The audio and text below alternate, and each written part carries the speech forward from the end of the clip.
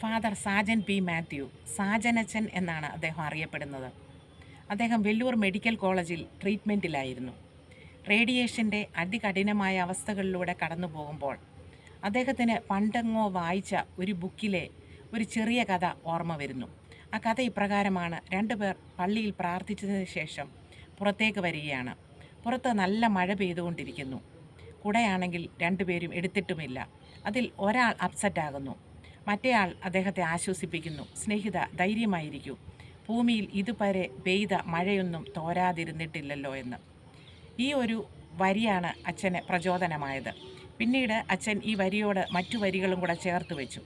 ഒരു മഴയും തോരാതിരുന്നിട്ടില്ല, ഒരു കാറ്റും അടങ്ങാതിരുന്നിട്ടില്ല, ഒരു രാവും പുലരാതിരുന്നിട്ടില്ല, ഒരു നോവും കുറയാതിരുന്നിട്ടില്ല. കോവിഡ് മഹാമാരിയുടെ സമയത്ത് ഈ ഗാനം അനേകർക്ക് ഒരു ആശ്വാസഗീതമായി തീർന്നു.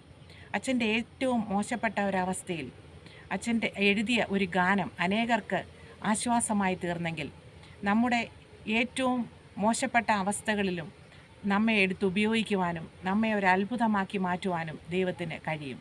Thank you.